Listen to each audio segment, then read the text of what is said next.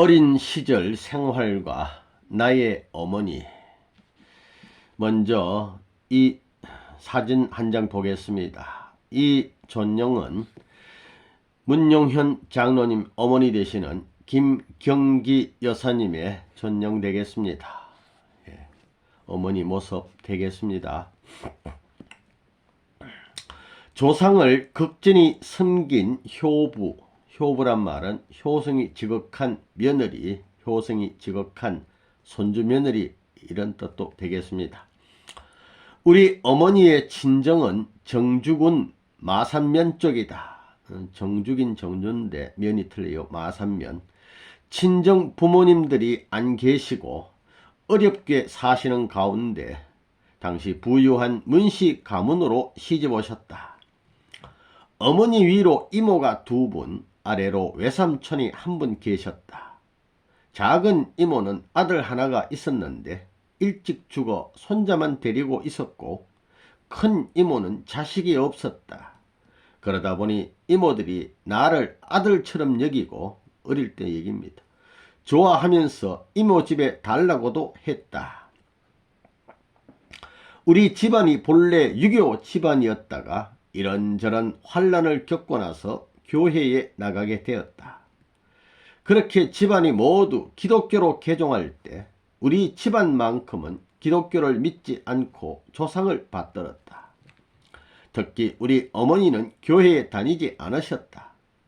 그것은 정헐 정조 할아버지의 영향이 컸다. 당대에 많은 재산을 모았던 정조 할아버지는 당신이 묻힐 자리를 미리 사 놓으시고, 그러니까 돌아가셔서 묻힐 산소 자리를 미리 사 놓으시고 돌아가시기 전에 우리 어머니에게 그곳에 묻어 달라고 부탁하셨다.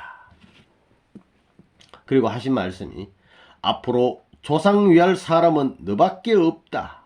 내가 죽으면 너는 교회에 나가지 말고 조상들을 모셔다오. 교회 다니는 사람들 제사 잘 안 지내니까 내가 어디에 어떤 곳에다가 좁쌀 10섬을 주고 그 돈으로 산소 자리를 사놨는데 나를 거기에 묻어다오. 이렇게 말씀하셨어요.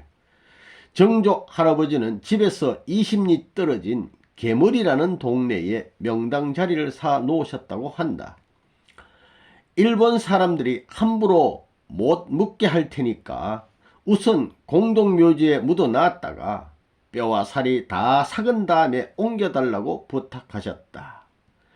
일제강점기에는 일제치하에서는 아무 곳에나 묘를 쓸 수가 없었고 묘자리를 등록을 마음대로 하지도 못했다. 당시 일제는 우리 민족 정기 말살, 또 효사상 이런 거 없애고 참 땅을 마음대로 뺏기 위해서 이런 목적으로 공동묘지에 쓰게 했지 좋은데 함부로 이렇게 우리 마음대로 묘를 못 쓰게 그렇게 했습니다. 어느 날 정조 할아버지는 어머니에게 목욕물을 좀 데워달라고 하셨다. 그 시절은 겨울에 목욕 한번 하려면 큰 솥에다 물을 데워 큰 대야에 퍼담아 몸을 닦고 하던 때였다. 그런데 정조 할아버지는 어머니에게 물을 데우고 새 옷을 좀 준비해 놓고 큰 집에 가 있으라고 하셨다. 어머니가 큰 집에 가 계시다가 2시간 있다가 뒤에 와 보니 정조 할아버지가 옷을 갈아입으시고 이제 목욕 다 하고 또 하시고 옷을 갈아입고 편안하게 누워 주무시고 계셨다. 그런데 저녁 시간이 되도록 일어나지 않으셔서 저녁 드시라고 깨워보니 그 사이에 벌써 운명하셨다. 그렇게 가실 때를 아시고 준비하신 것이다. 가실 때를 아시고 편안히 주무시듯 그렇게 가셨습니다. 귀한 할아버지. 처음에는 정조 할아버지를 공동묘지에 모셨다. 3년이 지난 어느 날 밤, 이제는 대개 살이 삭았을 것으로 생각하고 어머니는 막내 숙부와 칠촌 숙부를 데리고 공동묘지로 갔다. 네모진 틀에 석유 등잔을 넣은 토시등이 있었는데 그것을 들고 또 삽을 가지고 가서 산소를 팠다. 공동묘지에서 산소를 파 가지고 이제 그 할아버지 유골을 수습을 해서 이제 참 그 준비된 땅에다가 가서 이제 이장을 하려고 갔다는 겁니다. 칠촌숙부는 당시에 평양에 이름이 이분이 성함이 문경세 분인데, 문경세가 나왔다 하면 깡패들이 나와서 형님 오셨냐며 무릎 꿇을 정도로 통뼈를 가진 상당한 장사였다. 힘도 세요. 통뼈, 아주 굵고 튼튼한 뼈를 가져가지고 아주 대단히 힘이 있는 그런 분인 것 같습니다. 장사인데, 그런 두 분을 데리고 모시고 갔는데, 그 장정 두 사람 모두 땅을 파고 관이 나타나니까 무서워서 관을 떼지 못하더라는 것이다. 하는 수 없어 어머니가 좀 예쁘게 치마 저고리 입고 간 모양인데, 이거 치마 저고리 소매를 걷어 붙이고는 이 바지는 뭘 입었냐면 몸빼라고 했습니다. 몸빼. 일바지, 일하기 편하게 입는 바지 있는데, 이 차림으로 그 땅 파는 데 들어가서 그 관이 있지 않습니까? 관을 붙들고 할아버지 제가 왔어요. 놀라지 마세요. 라고 말하고는 관을 뚜껑을 열은 거예요. 아주 막 담대하신 분이에요. 그런데 관을 열었더니 정조 할아버지의 시신은 아직 살이 썩지 않고 살이 막 붙어 있었다고 한다. 참 무섭습니다. 이러면. 냄새도 나고. 그것을 다시 묻으면 안 된다고 해서 또 다시 한번 파면 막 어떻게 또 옮겨야 되는가 보죠. 그렇게 해서 대나무 칼로, 쇠로 된 거 하면 좀 불경하니까 대나무 만든 칼로 살점을 뼈를 하나 들고는 또 살을 일일이 발라내고 긁어낸 뒤에 유골만 깨끗하게 삼배로 쌌던 모양이다. 그래가지고 살은 그다 다시 매장해주고 유골만 이렇게 수습을 해가지고 그것을 어머니가 머리에 이고 집으로 와서 이제 또 다음날에 옮겨야 되니까 할아버지 오늘 밤 골방에서 주무셔야겠습니다 하고 그 유골을 골방에다 모셔놨다. 그리고 이튿날 그 다음날에 머리에 또 그걸 이고 20리를 걸어가지고 그 할아버지가 봐놓은 명당자리 초저녁에 딱 도착을 해가지고 이 캄캄할 때 해야 되니까 동네 사람 하면 안 되니까 자정 밤 12시가 되도록 기다렸다가 자리를 파서 그 이제 파야 될 거 아닙니까? 파가지고 모셨다. 밤이다 보니까 뭐 컴컴하다 하니까 이 봉보는 하지도 못하고 평토로 간단히 하고 사람들 모르게 살살 위장해 놓고 온 것이다. 그런데 어두운 밤에 한 일이라서 표시가 났던지 이튿날 그 다음날 동네 사람들이 올라와서 보고는 이것은 틀림없이 땅을 파고 위장했다라고 야단했다. 이게 누구 땅이냐 막 이렇게 난리가 난 거예요. 문천 마을에 땅 주인 찾은 겁니다. 마을에 문 아무개가 명당이라고 샀으니까 아무개가 갖다 묘를 썼다 막 이래 하면서 주재소에 고발해버렸어요. 당시로 말하면 어시로 말하면 파출소에 고발했어요. 경찰들이 조사로 나와서 우리 큰집에 오게 되면서 큰집 우리 충무님 이름으로 그 땅 주인 돼 있으니까 집안이 발칵 뒤집혔어요. 묘를 몰래 옮기면 이게 참 위법이 되니까 묘를 몰래 옮긴 것은 우리 어머니인데 정작 죄는 호주되는 충무님이 뒤집어 쓰게 생긴 것이다. 결국 그 일로 감옥에는 각 중에 충무님이 감옥에 들어가시게 됐습니다. 시할아버지와 시아버지가 엄연히 살아 계시는데 며느리가 집안 어른도 모르게 조상의 유골을 팠어. 이걸 다 머리에 이고 돌아다니니 그 분위기가 어떠했겠는가. 이해도 잘 못하고. 더구나 성룡 형네는 이분들은 이제 기독교를 믿는 분들인데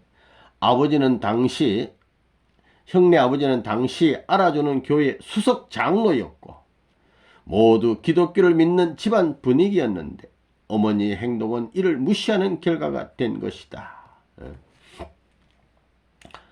동네 창피하게 며느리가 그랬다고 해서 어머니가 얼굴을 들 수 없게 됐다. 큰일 난 거죠.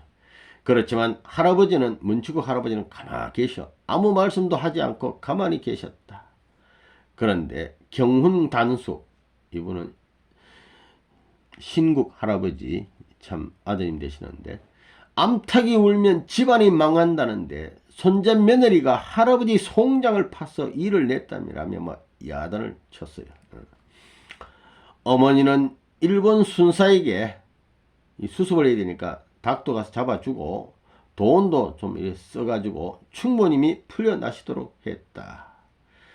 그리고는 정조 할아버지의 유골은 다시 도로 공동묘지로 옮겨졌다. 그랬다가 바로 그 이튿날 그 유골을 또 아무도 모르게 다시 요원하신 자리로 이장을 했습니다. 대단한 분이요. 할아버지 뜻대로 하는 겁니다. 그런 욕을 먹고 난리를 치고도 다시 그랬으니 얼마나 지독한 정성인가. 이렇게 딱 수습이 됐으면 되는데, 그런데 그 일마저도 발각이 돼 고발을 당하는 바람에 또다시 공동묘지로 옮겨 왔다 갔다 막 이렇게 했던 겁니다. 그랬는데 그날 밤 정조 할아버지가 드디어 어머니 꿈에 나타나서 아가야, 내가 지금 무릎팍이 아파서 죽겠다라고 하소연하셨다.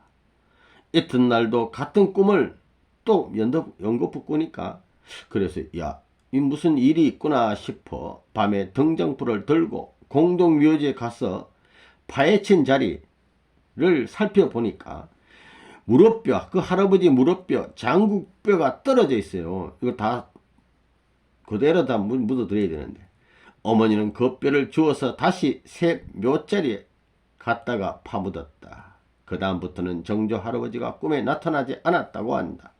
그러다가 몇 달 있다가 다시 꿈에 나오셔서 너가 무릎을 낫게 해줬어, 참 시원하고 좋다고 하셨다는 것이다.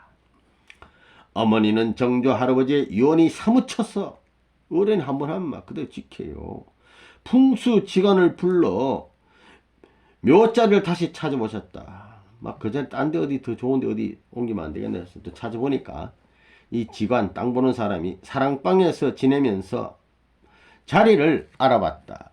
그렇게 해서 누구도 모르게 묘두산 절간 밑에, 묘두산에 절이 하나 있으면 있는데 그 밑에 산수를 썼다. 풍수지간과 그 지간 마누라가 평평하게 평토를 했다고 한다. 누구 잘 못 알아보게.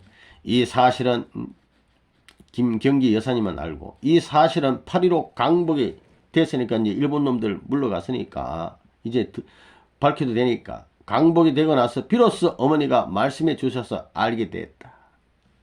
다 알린 거예요. 그래가지고 정조 할아버지를 묘두산에다가 모셨으니까 전부 나서서 봉부하러 갑시다 하고 이제 밝힌 겁니다. 어머니가 할아버지에게 말씀을 드리자 문치구 할아버지 최고 어른이 다 나오라 이거야. 이래서 삭과 꽃갱이, 가래 등을 가지고 묘두산에 밑에 가서 봉분을 해드렸다. 묘가 이렇게 봉분이 되어 있는데 평평하니까 다 갔단 말이야. 그때 할아버지가 우리 어머니에게 네가 진짜 효부다 말이지 라고 칭찬하셨다. 진짜 효부 맞잖아요. 5천 되는 경숙당숙은 계속 반대해요. 사람 뼈다귀 잘 묻는다고 자손이 잘 되냐라고 하셨다. 그런 소리 딱 듣고 옆에 계시던 충부님이 저 녀석은 할아버지 산소를 잘 쓴 덕분에 자기들이 밥술이나 먹는 줄도 모른다라며 나무라셨다. 충부님도 또 한마디 야단치시고 산소를 파보니 아니나 다를까 좋은 땅이다 썼어. 흙이 누렇고 뼈가 더 굵어져 있었다. 그렇게 또 이제 시간이 지나서 6.25 전쟁이 나기 전 해에 어머니는 백지관이라는 유명한 풍수지관을 불러서 정조 할아버지의 묘자리를 살펴보러 가셨다. 혹시 묘자리 이상이 있나, 뭐 더 좋은 곳이 있나 또 찾아보고. 그런데 지관은 하는 말이 이곳은 누가 보더라도 천하 명당이라고 하지만 명당 맞기는 맞아. 그런데 옛날 몇백 년 전에 절간 자리이기 때문에 운이 다 지나갔다 이거예요. 그래서 유골이 뼈가 이제 막 삭아가지고 얼마 남아있지 않을 것이다 라고 말했답니다. 이 말을 딱 들으니까 그냥 있을 수 없어가지고 파본 거예요. 그 묘를 파봤더니 정말 머리 두골뼈만 남고 또 나머지는 뭐 조금씩밖에 안 남았어. 거기다가 또 하얀 풀뿌리가 막 그 묘 쪽으로 들어오고 있으니까 감고 있었다고 합니다. 어머니가 할아버지 묘가 이렇게 됐다니까 막 울면서 남은 뼈를 전부 다 또 다 닦아 수습해가지고 묘두산과 덕흥교에 우리 충무림 가정이 나가는 교회, 식구들 나가는 교회, 묘도산과 덕근교회 사이에 우리 산에, 나무산이 아니고 우리 산에 밤나무를 모두 파내고 거기다가 잘 이장해 모셨어요. 딱 지관이 그걸 보더니 무릎을 탁 치면서 이런 자리가 어떻게 남아 있었느냐. 천하명당 자리다 라고 말했다. 지성이면 감천이라고. 몇 번 옮겨가지고 드디어 제4차 때 아주 명당 자리에 귀한 할아버지 모시게 됐습니다. 이처럼 정조 할아버지의 묘자리에 대한 것만 미뤄보더라도 우리 어머니가 얼마나 철저하게 조상을 섬겼는지 알 수 있을 것이다. 그 할아버지들 뒤에서부터 전부 다 할아버지를 잘 섬기는, 조상을 잘 섬기는 전통을 그대로 다 상속받은 겁니다, 이게. 남자도 못하는 일을 하시면서, 아까 그렇게 힘센 남자들도 덜덜덜 떨고 관뚜껑 못 열었잖아요. 그렇게 정성을 들이셨다. 막 욕을 먹어도 계속 하는 거야. 이남에 내려온 고향 사람들은 그 정성으로 그 집안에 유명한 분이 나와서, 우리 아버님 같은 분이 나와서 복을 받았다고 말한다. 언젠간 참 아버님은 너희 어머니가 남자보다 더 센데 그 열정으로 조상을 위하고 집안 화합을 위해 많은 일을 했다라고 찬사하셨다. 이 조상이면 더 센 건 더 좋은 거야. 이렇게 됐단 말이야. 이 김경기 여사님이 또 그런 분이니까 며느리가 되시는 항용녀 여사님도 또 그런 또 전통을 상속받아 가지고 정성을 또 많이 들이시는 그런 분입니다. 어머니의 정성과 신통력. 정조 할아버지는 모든 살림을 우리 어머니와 의논하셨다. 특히 별사기 전에 우리 어머니에게 앞으로 우리 집안에 쓸만한 사람이 하나 나오는데 내가 정성을 많이 들여라. 정성 들이라고요. 라고 하셨다고 한다. 그래서 이제 어머니는 대단한 정성파이셨다. 일평생 새벽기도 장독대에 물을 떠놓고 기도하며 얼마나 극진하게 정성을 들이셨는지 모른다. 대단한 참 정성. 그런 가운데 평생을, 그런 가운데 뭔가 통하고 예언을 하셨다. 예언. 영적으로 통하시는 어머니는 손님이 오면 쌀을 상에다가, 이 밥상 상에다가 올려놓고 눈을 감고 기도하고 점을 치듯이 보셨다. 사람의 운명을 내다보셨으며 잘 맞춘다고 해야 오본 사람들이 이야 잘 맞춘다 이게 하여 몇십 리 밖에 소문나가 사람들이 막 찾아왔다. 어머니는 이북에는 38선 이북에는 한대 문명이 오니까 참 어려운 환경이 찾아오니까 청천강 이남, 이 청천강 유명한 청천강 사수대첩의 을지문덕 장군의 사수대첩 있었던 청천강 이남 그로 내려가라 이거야. 특히 계룡산 쪽으로 가야 산다고 말씀하셨다.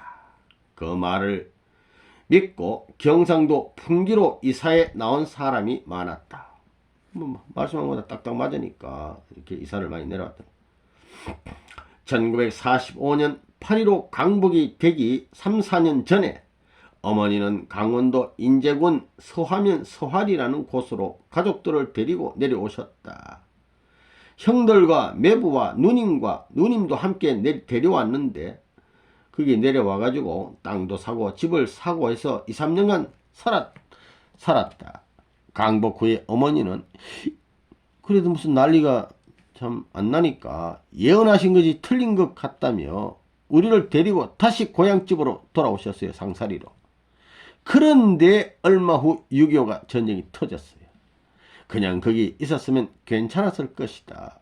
결과적으로 어머니의 예언은 절대 틀리지 않았었다. 내려와셨으면 그냥 잘 샀을 텐데 돌아가셨던 바람에 결국은 우리 김경기 여사님은 못 놀았습니다.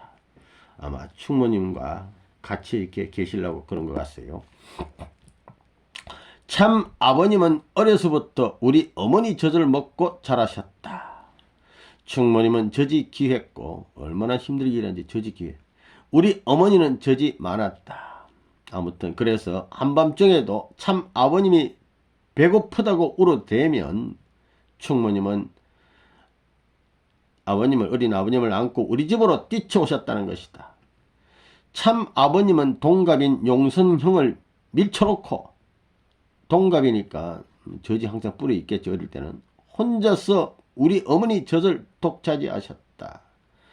나머지 한쪽 젖도 한 손으로 딱 붙잡고는 부여잡고 용선형이 먹지도 못하게 하셨다. 그렇게 해서 배가 부르면 그 자리에서 잠이 들었다. 용선형은 젖도 빼앗기고 같이 먹지도 못하게 되자 앉아서 물끄러미 쳐다만 보고 있었다. 상당히 귀하게 협조를 하셨네요. 용선형은 순했고 참 아버님은 악착 같았다. 점차 자라면서 용선형은 체격도 좋았고 힘도 세졌지만 참 아버님에게는 꼼짝도 못했다. 우리 아버님. 어머니는 관상도 잘 보셨다. 그래서 동네 근처 처녀 총각들 중신도 많이 하셨다. 중신, 중매. 주로 충무님과 함께 중매 주로 다니셨다. 충무님도 영통하신 분이에요. 두 분은 사람의 얼굴을 보면 어떻다는 것을 금방 알아보셨다. 충모님, 또 이게 김경기 여사님, 사람 보면 다 안단 말입니다. 그런데 항상 어린 아버님에게 의견을 묻곤 하셨다. 맨 마지막에는 아버님 의견을 물어야 돼요.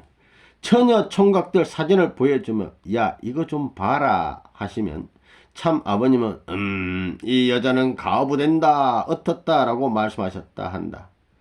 8살 무렵부터 그러셨다는데 우리 어머니가 넌 나보다 더 낫다 라고 하셨다. 본인도 잘 보시지만 아버님은 더 잘 본다.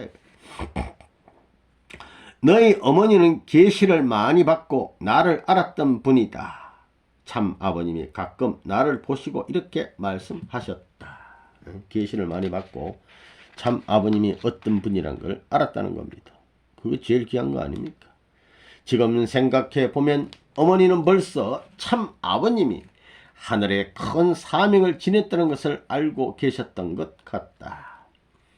어머니가 그처럼 신통하시다 보니 참 아버님과는 대화가 통했고 참 아버님의 미래를 보실 수도 있었을 것이다.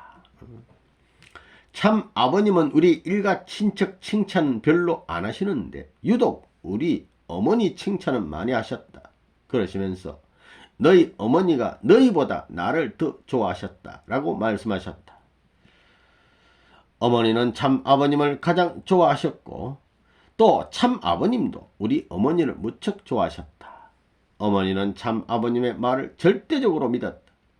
참 아버님이 공부하시다가 방학 때 고향에 오시더라도 우선 우리 어머니를 만나 보셨다. 바로 또 옆에 계시니까. 어머니는 아들, 딸에게는 용돈을 주지 않으면서도 참 아버님에게는 돈을 감춰뒀다가 주시곤 했다. 하루는 어머니가 참 아버님을 보고는 내가 아들들을 낳았는데 너가 다 살리겠구나 라고 하셨다. 고향에 우리 가족을 아는 분들은 우리 어머니 덕에 참 아버님이 크게 되셨다고들 말한다. 어머니의 정성 덕분에 우리 삼형제가 무사히 피난을 나와서 참 아버님을 만나 축복을 받고 집안 자식들도 다 축복을 받게 되었다. 이렇게 됐습니다. 동서지간의 위에 신기할 정도로 충무님과 우리 어머니의 얼굴형이 비슷했다. 따져볼수록 참 많이 닮으셨다. 우리 어머니 사진을 보면 충무님 젊었을 때 모습이라고 해도 과언이 아니다. 충무님은 우리 어머니와 함께 안방에서 물레질로 실을 뽑아 배짜기를 많이 하셨다. 자정을 넘겨서까지 하게 되면 밤이 깊었으니까 거기서 또 함께 주무시고 또 아침에는 일어나서 아침 드시고 다시 또 배를 짜셨다. 동서지간이 꼭 자매처럼 종일 붙어서 일하곤 하셨다. 그렇게 일을 많이 하면서도 새참이라는 것을 모르셨다. 일하다가 중간에 뭘 먹는 거. 이거 안 먹고 계속 일했어. 가끔 중신아비상이 들어오면 별미 중에 별미였다. 아주 맛있어 이거. 처녀 총각을 주선해서 엮어주는 사람을 이북에서는 중신아비라고 한다. 가을 수학기가 끝나고 조금 여유가 생기면 중신에 해서 엮어줬던 배청을 해줬던 사람들 집에서 중신아비상이라는 것이 왔다. 닭 한 마리, 돼지고기, 과일, 떡 같은 것을 잔뜩 장만해서 당나귀에 실어서 중신아비 집으로 보내왔다. 고맙다고 보내온 겁니다. 부잣집에서는 옷도 안 보내주고 신도 한 걸레 사주기도 했다. 중신아비 상이 오면 참아버님 집과 또 충무님 집과 그 옆에 이제 작은 집 문형현 장로님 집 식구들이 저녁에 모두 모여가지고 시골에서는 쉽사리 만나볼 수 없는 특별한 군것질거리를 나눠 먹었다. 이거 별미라지 않습니까? 별미. 그 외에는 군것질거리가 별로 없어요. 겨울에는 김치를 썰어 먹고 무 구덩이에서 꺼낸 무를 깎아 먹는 것이 다였다. 그 시절에는 실로 묶어 쓰는 시골 돋보기가 하나 있었다. 돋보기가 하나 있었는데 어머니가 나를 보고 너 큰엄마에게 가서 돋보기 좀 가져와라 하면 가져다 드렸다. 그러면 또 얼마 있다가 충모님이 나를 불러가지고 너 엄마에게 가서 돋보기 좀 가져와라 하면 다시 갖다 드렸다. 이렇게 두 분이 돋보기를 서로 바꿔 쓰며 사셨다. 돋보기 하나 가지고 이리 갔다 저리 갔다. 어머니는 82세에 돌아가셨다. 아버지 어머니 산소는 충무님 산소와 나란히 모셔져 있다. 본래 충무님 산소 있는 대로 길이 난다고 해서 2010년에 동네 뒤에다 다시 옮겼는데 참 아버님이 함께 모시라고 하셔서 나란히 계신다. 내가 이북에 3번 가는 동안 갈 때마다 충무님 산소에 갔다. 그런데 우리 어머니가 옆에 계시니까 자동으로 똑같이 제사상을 차려놓고 같은 대접을 받고 계셨다. 그래서 나는 어느 날 참 아버님께 어머니가 충무님 옆에 계셔서 충무님과 같은 대접을 받고 있는 것 같아 황송합니다. 정말 고맙습니다. 라고 말씀드렸다. 그러니까 참 아버님은 너희 어머니가 정성도 많이 드리고 충무님과 동기간처럼 자매처럼 말이죠. 동기간처럼 가깝게 지냈으니까 거기에 갔지 그 말입니다. 충무님 옆에 갔다 말입니다. 라고 하셨다. 그러면서 너의 어머니하고 충무님은 가인 아벨로서 전날에 가서도 같이 모시기 때문에 전날에 가서도 충무님처럼 옆에서 같이 부모님 모시기 때문에 같이 계시는 것이다 라고 말씀하셨다. 이 사진이 이분이 문용현 장로님 사이 되시는 황선조 회장 있는데 이게 어머니 산소 같습니다. 성묘하는 모습 되겠습니다. 이 한결같은 통일가 지도자들 되겠습니다. 예. 성묘는 헌배하는 장면, 잔을 이렇게 올리시는 장면 같습니다. 고향 시절 학업과 농사일. 나는 어렸을 때 서당에 다니다가 학원이라는 데를 들어갔다.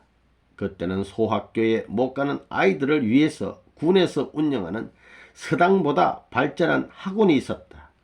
집에서 심리가 안 되는 곳이었는데 너무 어린 나이에 학원을 들어가다 보니 매일 가는 것이 싫었다. 공부가 뭔지 모르고 그냥 왔다 갔다 했다. 그런 학원이 없어지면서 일본식 학교가 생겼다. 정주읍에는 유명한 조일국민학교가 있었다. 거기에 시험을 봤는데 그만 떨어졌다.